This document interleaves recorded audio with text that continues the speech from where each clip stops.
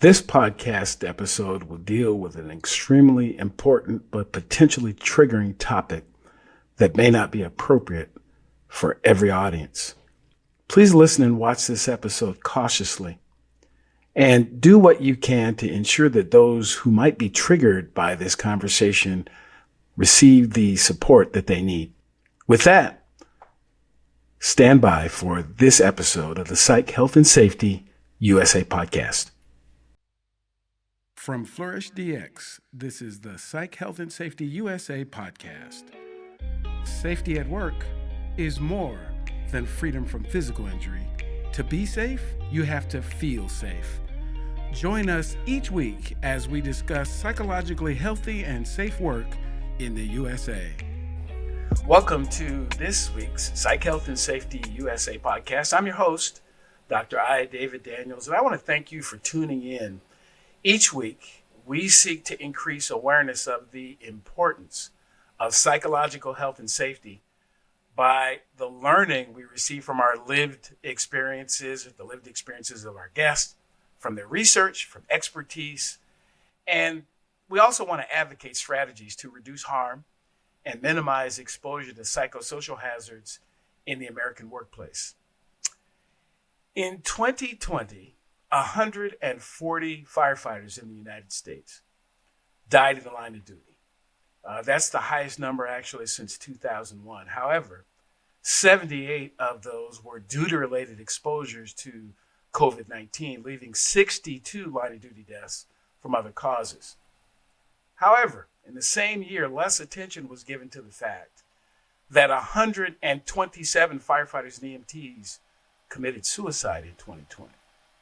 So this episode, it's our attempt to focus on an issue that doesn't get talked about a lot, that doesn't get considered when we talk about injuries to workers in all kinds of workplaces. In this particular situation, we're going to be talking about the public sector and the fire rescue service. So May is Mental Health Awareness Month, and we're going to close Mental Health Awareness Month out with a very, very important conversation. And again, let me be clear.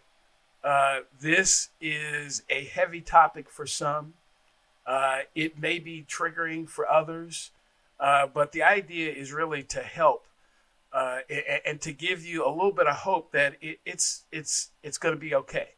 That there may be somebody watching or listening right now who might be struggling or knows someone that might be struggling and wonders whether or not, is there hope? Well, this one is about hope. So I'm deeply honored, really deeply honored to have a guest today who has a story to share about his experience of being in the fire rescue service. I've been a firefighter for many years, and he has a story to share with us about this is life. This is when we talk about lived experience. This is it, and I'm just really happy to have him and happy to have him spend some time with us. And I start these episodes with a question, and in this case, the question is, who is Roger Myers? Well, good morning. Thank you. Who am I? Well, first and foremost, I'm a proud dad of two wonderful, amazing sons. 19 and 17, they are my heartbeats. I am a 12-year veteran of the United States Navy. I did the first Gulf War. I was a crash and salvage flight deck firefighter. That was my MOS. I served aboard 3 different aircraft carriers. So when I got into the private sector, that was pretty much all I knew to do. So I became a volunteer EMT with the rescue squad. Then joined the volunteer fire department. And at one time I was volunteering with both agencies. So I was running fire on one side and EMS on the other side and working full time. And being new to the industry, all you want to do is run calls because, you're excited. You want to get on the unit and go and help people. And so you tend to rack up more calls than you do sleep. And burnout becomes a factor after a while with a lot of people. But I was fortunate enough to get hired as a professional firefighter in a municipal city. And I've been blessed to serve in the profession for the past 23 years with them. So as I'm coming towards the end of my career, I'm kind of hoping to be able to help some people within the ranks, within the brotherhood, as much as we've helped the citizens that we've served. So that's kind of why I wanted to come kind of share my experiences. Wow. Wow. And again, thank you for your service both to the country and to the communities that you've helped. Having a similar experience of, serving in fire rescue service, I often describe the fire rescue service as the domestic military. And often people don't necessarily think about how unique of a profession it is, and the fact that the local fire department gets called for virtually every and anything, and often you never know, but it's always about putting yourself between something going on and and the people that are affected, and that puts you in a place to be exposed as well. And so let's talk a bit about when I say the words psychological health and safety, when you hear that, what comes to your mind when you hear psychological health and safety? What does that mean to you? Just our inner well-being, how we view things and perceive things and how we take in things, how we handle them emotionally, physically, mentally. Yeah. That's it. That's a question I ask every guest, and I'm always looking for how you see it, because honestly, that's what it is. So the definition that I came across in my research is particularly psychosocial hazard. So it's that hazard that is perceived or experienced by the person as a threat to them, as a risk to them. And so it is all about how you see it, how it feels to you, not how it feels to everybody else, because I'm sure you've seen these circumstances where, so you're getting ready to go into a building on fire. And because of your experience, you're going, I'm ready to go. And you look over and there's somebody who's been on the job a couple of 2 or 3 years, or maybe this is their first incident like this. And you can see in their face, you can see in their expression that they don't see it the same way you do. The eyes are bigger, they're breathing a little bit harder. They're giving these signals that they're kind of wound up about this thing. But you can see that because of your background and expertise. But to them, that's a threat. That's serious. That's a safety concern for them. And I honestly think we ought to, not only in fire rescue, but in anything, we should be realizing that with people. And when we see that, to go, let's check that out. Let's see how this person is doing before we just drag them in and have them do some work, because they may not be emotionally there at the moment. So you talked a little bit about your fire rescue, kind of how you got into it. You still enjoy it? I love the job. Okay. The great thing about the fire service, you never have the same day twice. Okay. Some days are really good, some days are really bad, but you never have the same day twice. Okay. And what a lot of people don't realize, though, with the fire department is no matter what, there will never be a totally positive outcome, because we're going to somebody's house that's caught fire. When we leave that house, their things are burned. They've lost property. They've lost memories. So no matter how good a stop we put on that fire or how much overhaul and things that we save, there's always going to be loss. A person that's sick, we're going to do everything we can to make them feel better, but they're still going to be sick when they go to the hospital. So over a period of time, you have to kind of realize that you're the mediator of a problem that's still going to be a problem one way or another for somebody. And it can tend to kind of wear on you after a while. I love the job. It's a great job. It's a great profession. I can't imagine doing a whole lot else, even though I'm coming towards the end of my career and I've got to start thinking about what I'm going to do. Um, it's an amazing job with some terrible hazards and some terrible repercussions for the things that we do and see and experience.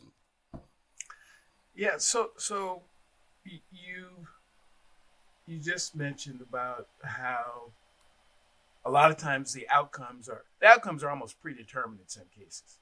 That no matter what you do, no matter how hard you work, there are some things that are just going to go that way. What's so tell me about that how does that affect you long term? I mean, how do you still feel that sense of, of success knowing that that's the case? When I first came in,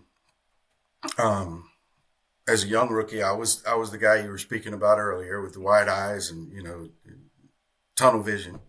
One of the veteran guys pulled me aside one day, and he said, "I'm going to give you a couple pieces of advice."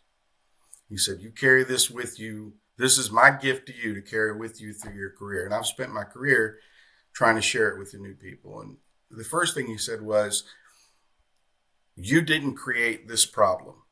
You're there to do anything you can to make it better. But in the end of the day, it's not your problem. You're just there to help these people get through that problem." And that made a lot of sense to me. As you said, we never know what we're going to be called on. It could be anything from a cat in a tree to a big skyscraper on fire. You have a certain amount of tools in your toolbox, and you've got to fix that problem with the tools that you have, and that's it. The second thing he told me was the flip side of what you were talking about earlier with the wide-eyed guy and the veteran sitting next to you is, he said, if you run into somebody that this job doesn't excite them, this job, they know everything, stay away from them, because that's the person that's going to get you hurt. It's that slant-eyed person that this is just another house fire. This is just another EMS call. They've become oblivious to the potential dangers that are there. That wide-eyed person, they're taking in anything and everything. So if there is a hazard, down power line, something like that, they're a lot more apt to catch it than this person that's done this a million times and they're just doing it 1,000,001. So that's very wise. That's very wise, because it sounds like, there's a happy place,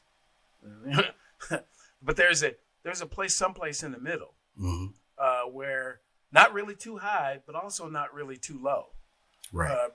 And there's an effective space between those two extremes where you can actually do the job, see the hazards, be able to provide care to other people, and all of these things that I'm mentioning. If we did an official psychosocial hazard inventory, all of those are on the list of psychosocial hazards. Having to care for other people is a hazard in and of itself.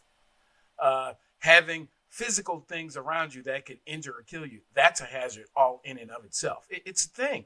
Even if it doesn't really happen, the fact that it's there, the power line, because it's down, you have to assume that it's energized, whether it is or not. So it's this constant state of being aware of the things around you, just all the time. And that can put you in this stage of kind of hypervigilance, where you're always worried all the time. It can also place you in a state sometimes where it's too much, where it just kind of piles up and it becomes too much for you. And I got to that place. Absolutely. That's what I want to have you, to the extent you can share, that you got to that place where it was just too much of that exposure to that stuff. So share a little bit about, about that journey, about getting there. What was that like? Well, as I said, I have two sons. They're now 19 and 17. When I first came into fire service, I was young. I was single. I had no kids. The world was mine. In '03, I was blessed with my first job.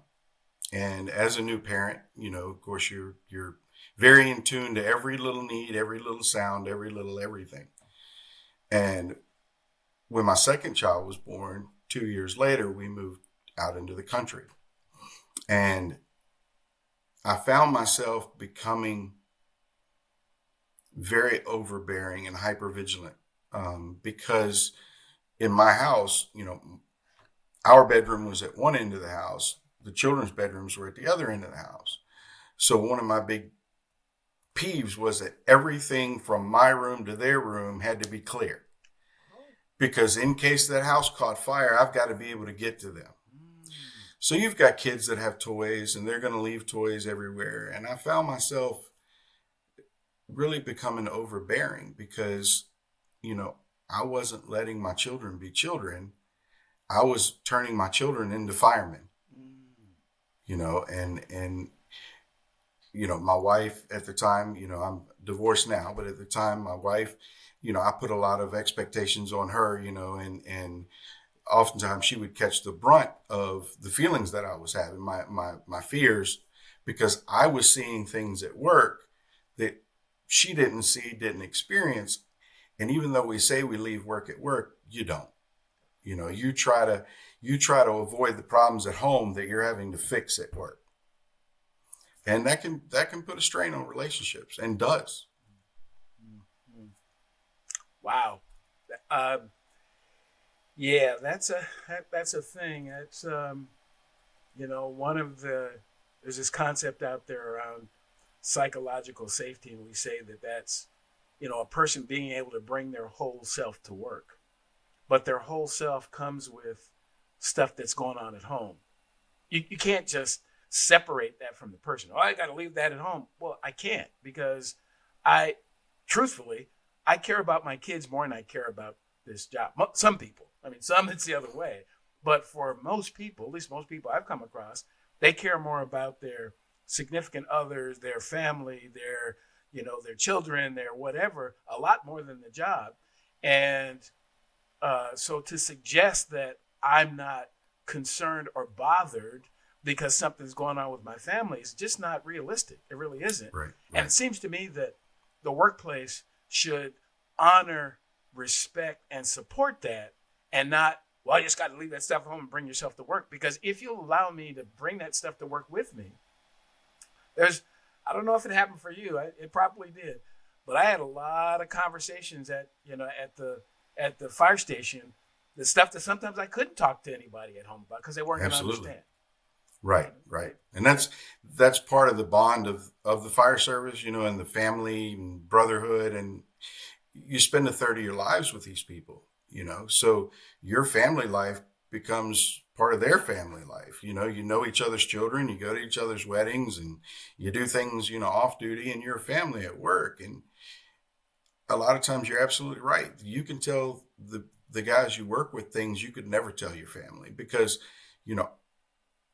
a big thing with me was I would never come home and tell my family 99% of what I did the day before, because I would want to shelter them from that, and you come home and you talk about, what'd you do yesterday? Well, I pulled a person out of a car windshield, or, found a baby in a dumpster, things like that.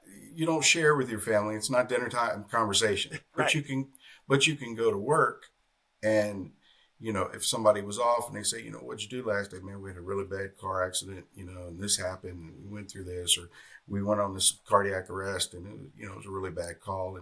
And you can open up to them a little more. Not as much oftentimes as you should be able to open up. And a lot of people don't. They choose not to open up emotions and feelings.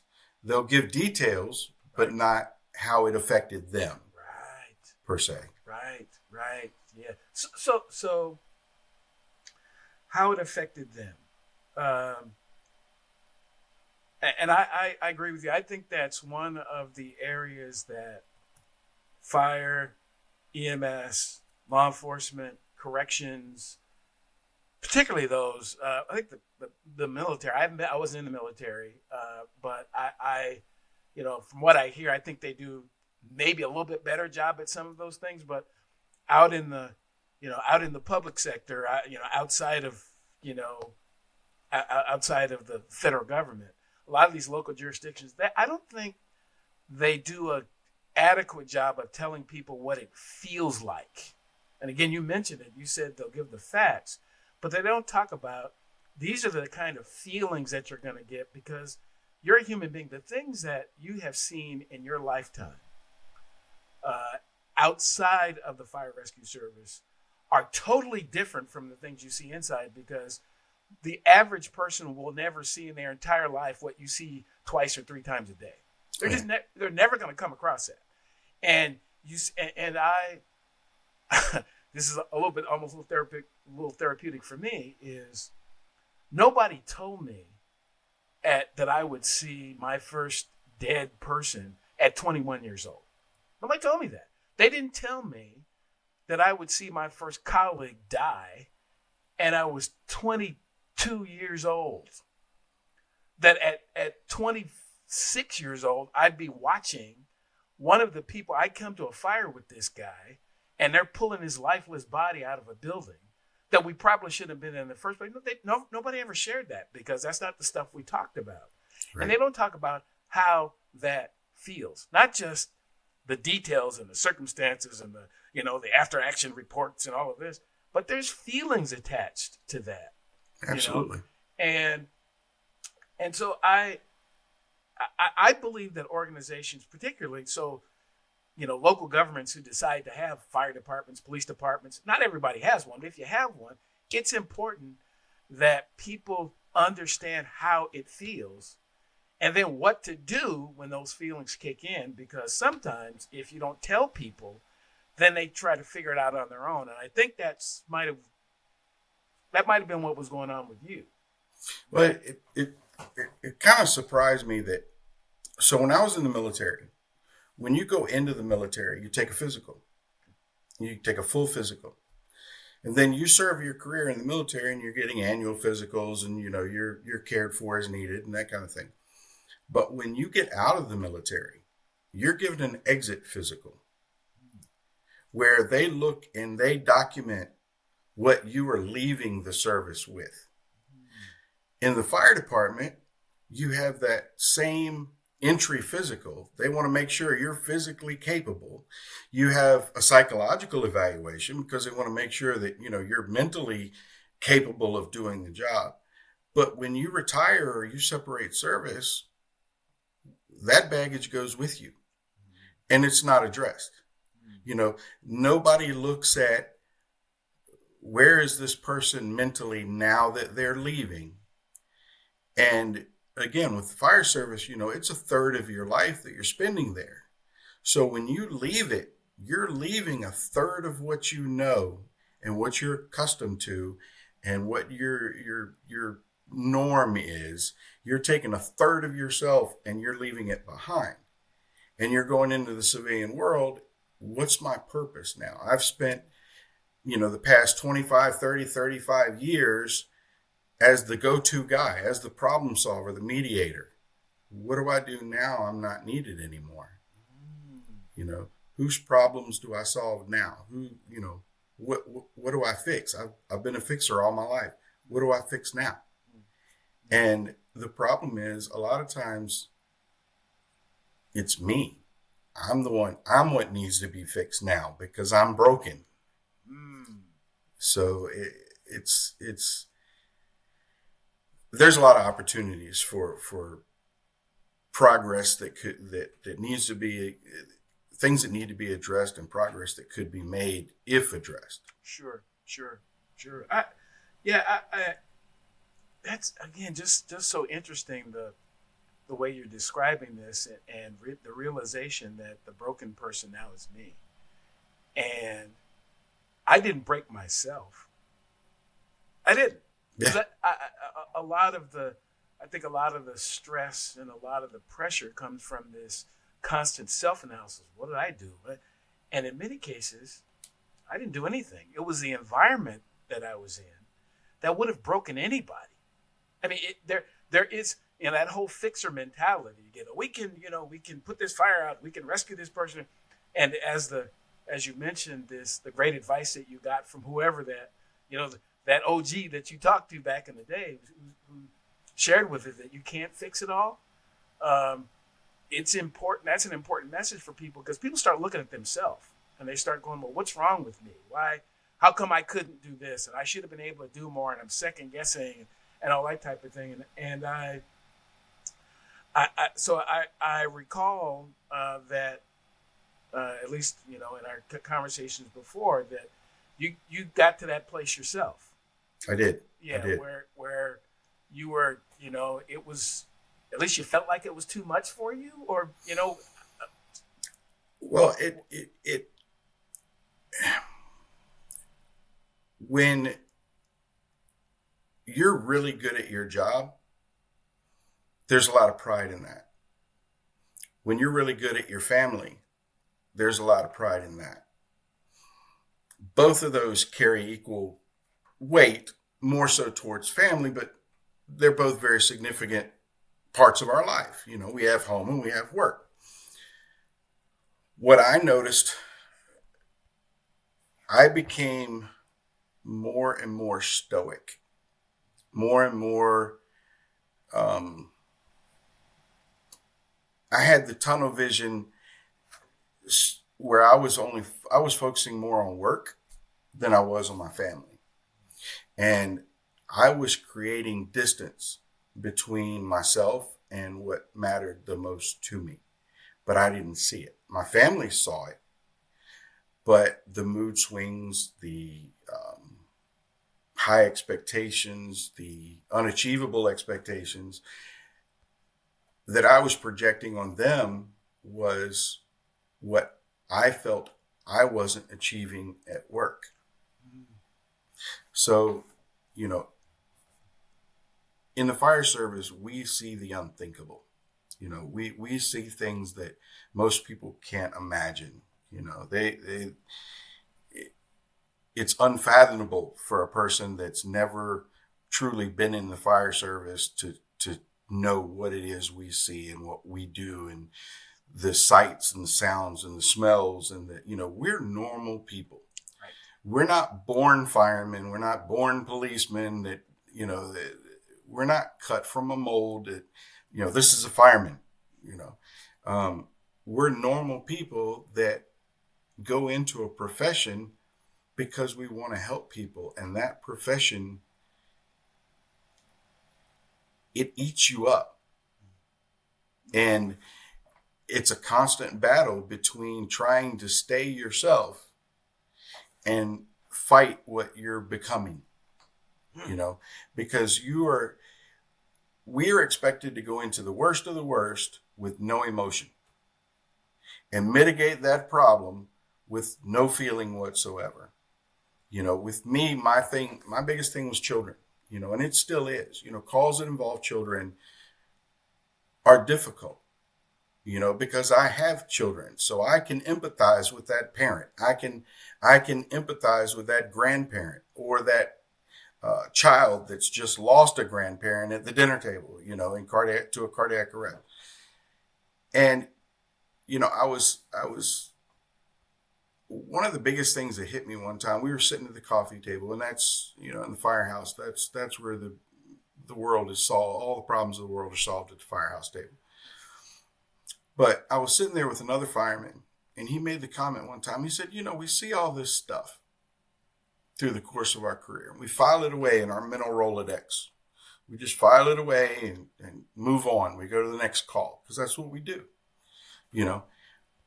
But what happens when one day that mental Rolodex falls over and the stuff comes pouring out?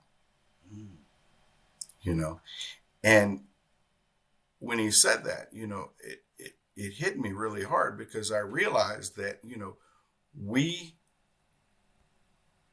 we keep a ton of experiences and information and feelings and emotions and all bottled up. And that pressure just keeps building over a career, and the things that you think may not have affected you that happened 10 years ago, you go on this next call and it's the exact same thing that happened 10 years ago, and it did affect you. And we are not taught in the fire service to fail. Failure is not an option. So when you do fail, even though it technically may not be a failure, depending on how religious or non-religious people are, God has a plan. God has, we're in a battle. If he wants somebody, he's going to take them. And there's nothing that we're going to do that's going to keep them here, but we're going to do our best. But we're going to lose that battle if. But when you start taking failure personally, and you start detaching, you start detaching from the reality of I am human and I have emotion, and you start thinking I'm superhuman. I should have been able to fix this person. I should have, why did I save this other person, but I didn't save this one? It starts to weigh on you mentally, and that's when you start projecting it at home or around friends, or you start to withdraw, because you start to circle the wagons. There's something wrong with me. I've got to figure out what it is. So I'm going to shut everything out until I figure out how to fix this problem. And unfortunately, it's not a problem that can be fixed alone. Right. It can be identified, right, but it can't always be fixed alone. Right. And so many people, unfortunately, especially in the public safety sector, they try to fix it alone. And when they realize they can't, they consider that the biggest failure. And they give up. Hi listeners, Jason here. We hope you're enjoying this latest podcast episode. Now, if you're like Joelle, Alicia and myself and enjoy learning from the best, then the Flourish DX Academy is for you. The Academy includes free e-learning courses on the ISO 45003 standard for psychological health and safety at work, and associated topics such as how to conduct a psychosocial risk assessment and how to create the business case for psych health and safety. All courses feature high-quality videos, downloadable resources, multi-choice questions, and a downloadable training certificate on completion. Take your learning to the next level with all Flourish DX Academy courses included within the Flourish DX mobile app. Select podcast episodes from the Psych Health and Safety podcast and sister podcasts from Canada and the USA are also included. Get started with Flourish DX for free at www.flourishdx.com/get-started. That's www.flourishdx.com/get-started. Now back to this episode. I understand that you got to that point. I did. I got to a point where I looked at my value to my family as I was worth more not being here than being here. And, because I didn't feel I was a good father. I didn't feel I was a good husband. At work, I didn't feel like I was doing a good job because I was failing. I was having people that were dying, I had supervisors that, wanted more and better. And, and I started, if I wasn't here, my kids would be a lot better off. I have life insurance and they could go to college. We went 8 years without a pay raise. I'm not bringing in additional money, but everything's more expensive. But if I wasn't here, my kids could go to college. I can't afford to send them to college now, but if I wasn't here, they could go. Never thinking if I wasn't here, they wouldn't have a dad. They wouldn't have that mentorship. They wouldn't have that love. They wouldn't have that stability that I was truly providing. I just didn't see it. And that meant more once I started to realize.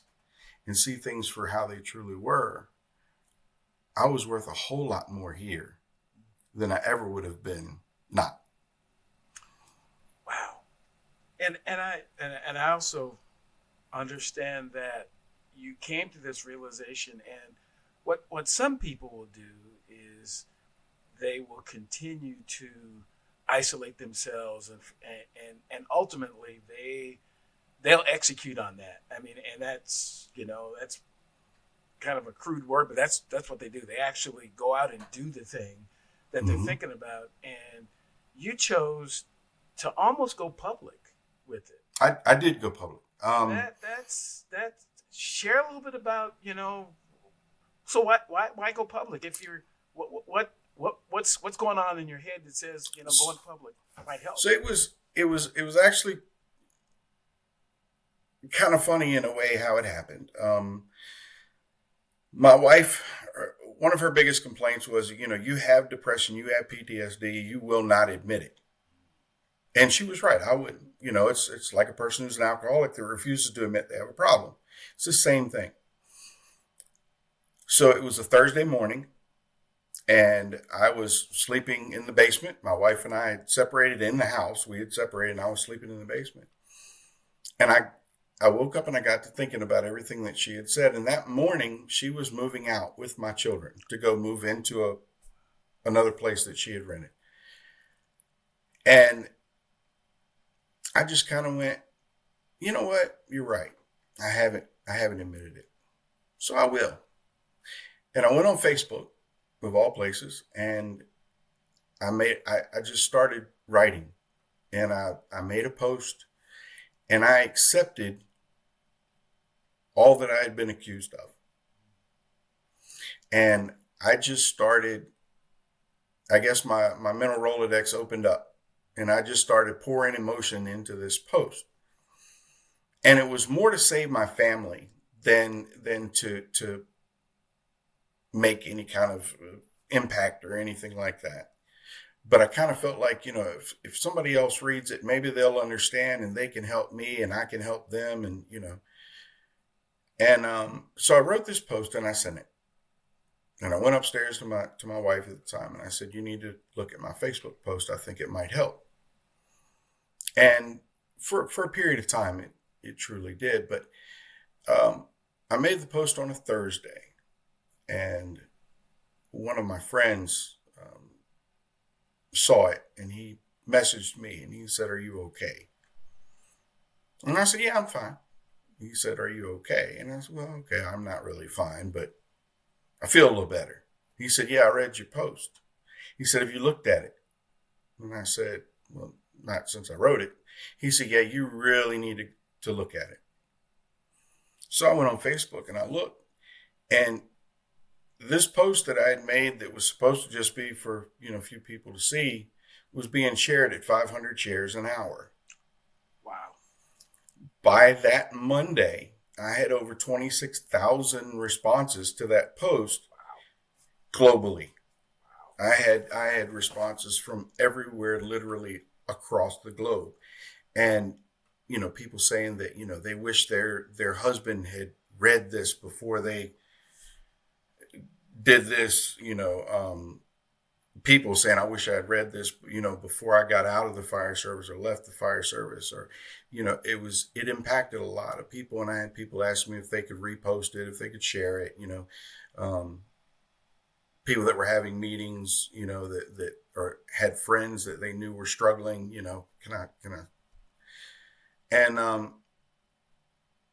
I realized that by opening up, I had done something more for myself. I realized that I can actually help people by reaching out for help myself. And I started to realize, I started to find out about all these different programs and things that are out there that I never knew existed, because it's not talked about in the fire service. You don't admit weakness in the fire service. If you say something scared you, you get people look at you and scared you. You ain't scared in the fire department. You go run into that building. You're not scared. Yeah.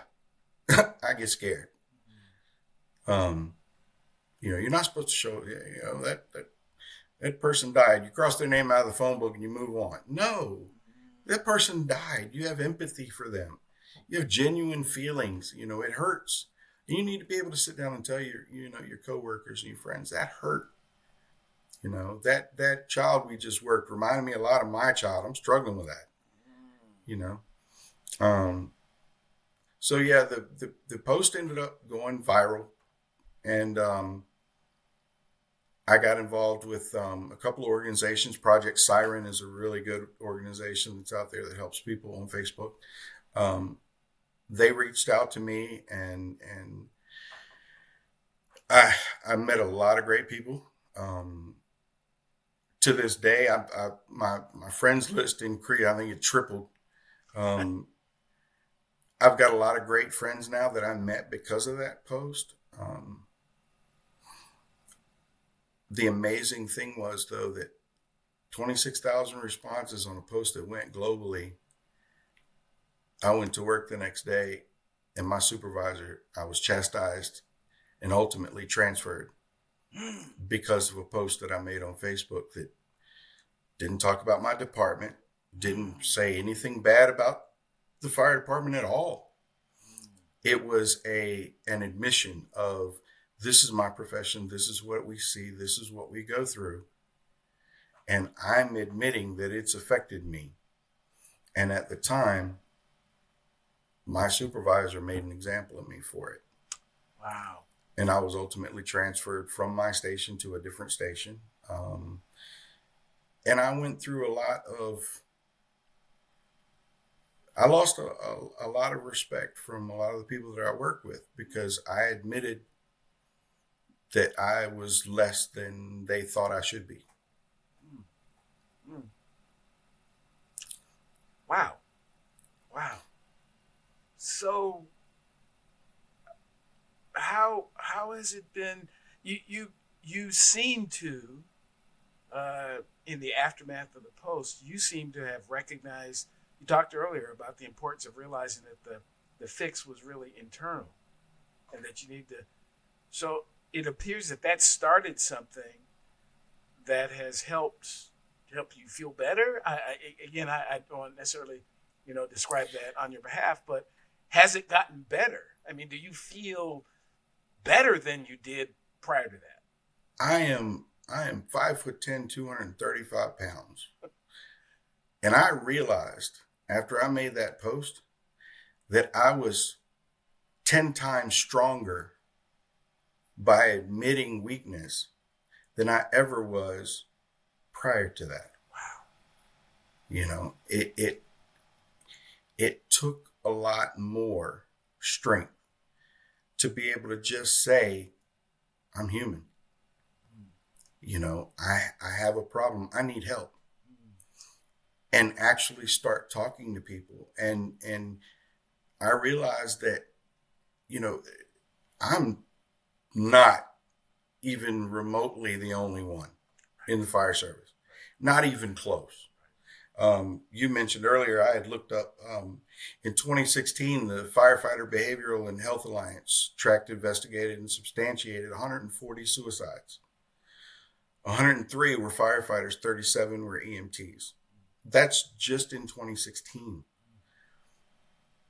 In the department I work for, I've lost 3 friends and coworkers to suicide.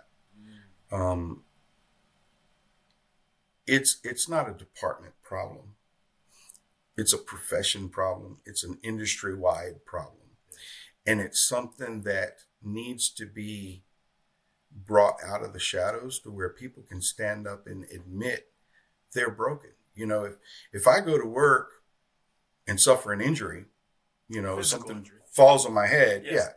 then I tell my supervisor, hey, I'm hurt, and I go to the hospital and, I get treated. Why is it so hard to go on a call and experience something emotionally and not be able to go back to your supervisor and say, I got injured on that call? Right. Because it's an exposure. It is. At its very core, the things that we do experience their exposures, just like a hazmat incident would be. Where you're exposed to a chemical or a vapor.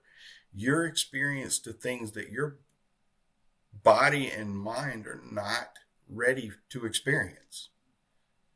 And are they overcomable? Sure, absolutely.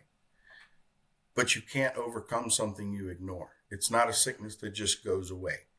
It festers and it compounds like an infection. It gets bigger. For some people, it may move slower. For some people, it may move faster. PTSD, the thing with PTSD is it affects everybody differently. It could be one experience in a lifetime, or it could be a lifetime of experiences that get you to the point to where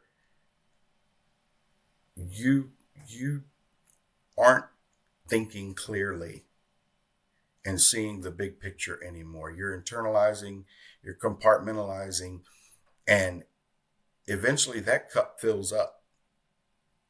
And then you're left with, what do I do with it? I've got all this built up inside of me.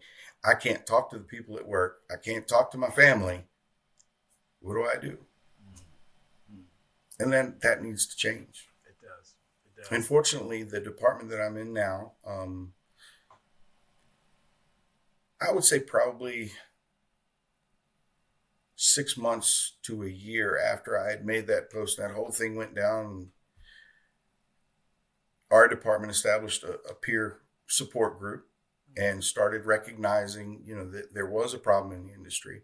And we've made great strides on making resources available to our members and not treating it as a weakness or a disability, that it's an occurrence, and it's something that needs to be helped, recognized and helped.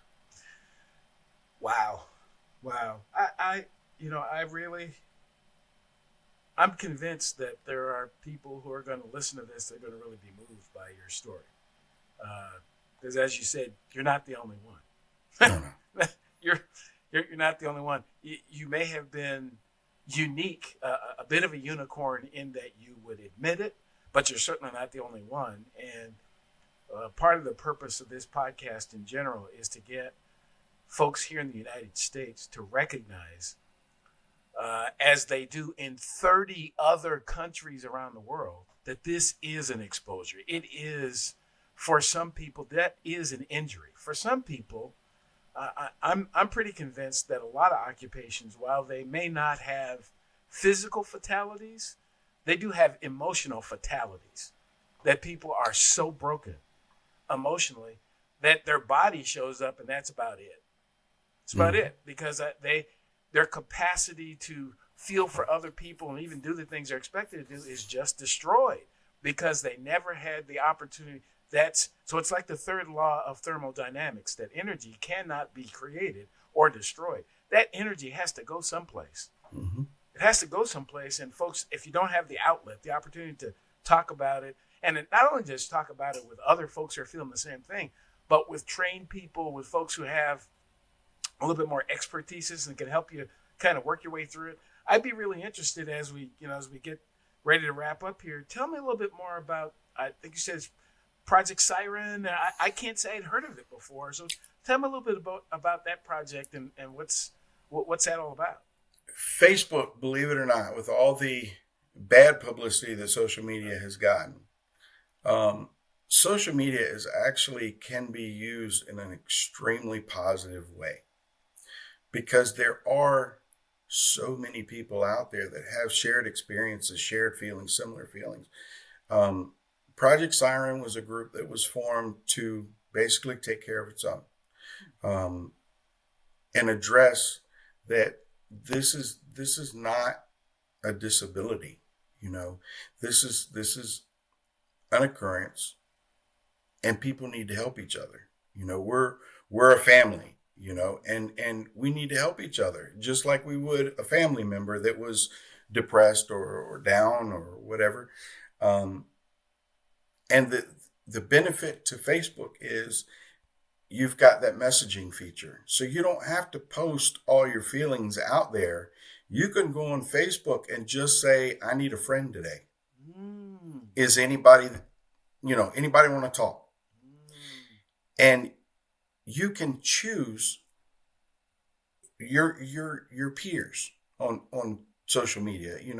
You can go in and you can have conversations with people across the world that understand what you're feeling. And you can talk to them like we're talking right now, but you can talk to them privately. And it gives you that avenue where you're not, if you're not comfortable talking to coworkers and you're not comfortable talking to family, there's other avenues, there's other resources, there's people you can talk to, and you can talk to them anonymously, and you can express your feelings, and you can hide behind your computer screen. That's okay. If it keeps you here, yes, hide, but express how you feel. Listen to what people have to say, because everyone is important. Everyone is valuable, and no one should ever feel ashamed for feeling empathy or feeling a weakness or just needing somebody to talk to and get some things out. Wow. And it's so easy because you can go on Facebook and in the search bar, just type in PTSD or depression, and all these groups will pop up. And you can go through those groups just like you would at a shopping mall, different stores. You can go in the group and you can look at the topics that are talked about and the discussions that are had. And you can say, yeah, this is right for me, or no, I don't quite believe in this one. And you can find the avenues and the resources that are out there that will help you. Right. That's so important, because often, particularly in our society, we use, the fact I can't afford this, or I can't, I can't. And some of that is just this self-reinforcing belief that there is no help out there. There's help. There really is. And it's free. And it's free. It's free. You can get free help out there. Yeah. There are therapists and there are psychiatrists and stuff that they're on Facebook too. Right. And they will talk to you. Not all of them. Some, they're going to want you to, Right. But they're normal people too. And Right. they look at those particular pages and sites. And if they see somebody that they feel that, needs to talk, they'll talk to you. Wow. Or they'll point you towards other resources. Sure. Absolutely. Well, I have to tell you, I think we met probably 8 or 9 years ago or so, and you seem different to me. You do. You seem settled. You seem very in tune with what you've experienced. You seem in tune with the impact that you've made on the world. And it's just really, it's great to see. It's great to see. I recently had opportunity to visit a few colleagues I hadn't seen in a while, and not everybody's there. I mean, there are folks that they're still broken. They're still broken, and often it's because no one around them, and not them themselves, they didn't do what you did. They didn't just put it out there. It's going on anyway, and we're all bettered by those who have the courage to share it. Even the person who's sharing, as you've described in your experience, it's better for all of us when we can share, because we can't, again, it wasn't you. It wasn't you. You didn't create the problem. You were just exposed to the problem, and fortunately enough, we're able to recognize that what I'm doing isn't working, so why don't I try this? And it seemed to work. And the biggest thing I learned too, unfortunately, my marriage didn't succeed. I have a wonderful relationship with my children now because I learned from talking to people. And what I'd like to pass on to other people too, especially, that have families, is whether you're a police officer or you're a firefighter or you're an EMS worker,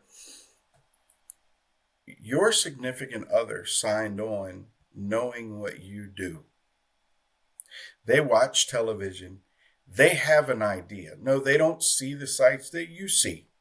They don't smell the things. They don't experience the things. But they have an idea. You can't shut them out. You don't need to give them every vivid detail, But if you have a bad day at work and you run a bad call, don't be scared to open up to your spouse, because what you do, your spouse is there on your team to be, you're the home team. If you shut that person out, then you take away their purpose of wanting to help and love you. And when you deny them that, that's when the problems start. You think you're helping them by not giving all these details, but you're actually hurting them worse by not sharing at all. Even just saying, I had a really hard day today and I'm upset. And, we ran a child and it made me feel like it was our child. They understand. They'll get it. So you've got to be able to open up. And once you realize that you can open up, that's your first line of support right there. And that's what they want to do. They're there for you. And you're not admitting weakness. You're admitting humility and that you're a human and you have feelings and emotions. And there's not a thing wrong with that. You can still fight fires. You can still help people. There's nothing wrong with being empathetic. Right. Absolutely. Oh, boy. Roger Myers, you, sir, have, this has been very special. Very special. I appreciate you spending time with me and my audience. So do you talk to groups about this? If people wanted to reach out to you and learn a little bit more, are you open to, talking with other people in the way that you do here? I will talk to any people, anytime. If I can help someone, I want to be able to help someone. Now, granted, there's only 24 hours a day, and I still work, right. But I am always available. My profile on Facebook is public, and people are welcome to reach out. I have a lot of people that do. I carry on a lot of conversations on Facebook. But yes, all I want to do is be able to enlighten some people and let people know that they're not alone. Absolutely. They're never alone. Absolutely. Well, again, thanks very much. And for, again, those of you who are listening, I hope you have taken something away that will be able to help you or help someone else who is, they may be struggling. And though this conversation has primarily been about, folks struggling in fire rescue service, this goes on in every industry, in every occupation. It does. So if you know someone who is, struggling a bit, pass this one along to them. I think this might be helpful. And, Roger's making himself available. So if you want to go onto Facebook and, start a conversation or look up some of these resources that he's described, and continue to follow us on our psychhealthandsafetyusa.com webpage. You can also follow us on active, more so on LinkedIn, but on Facebook as well. And this is a bit of a crusade to try to get people to see that safety is not just about physical safety. It's also about emotional safety. And we should pay more attention to that, because the extent to which we pay attention to how people are feeling, many of the physical injuries won't happen. Many of the things that get people hurt physically at work probably won't occur. And if we can have a stronger and more focused discussion around psychological health and safety, it's going to be better for all of us. So again, thanks so much to my guest today, Roger. Thank you for having me. Roger Myers.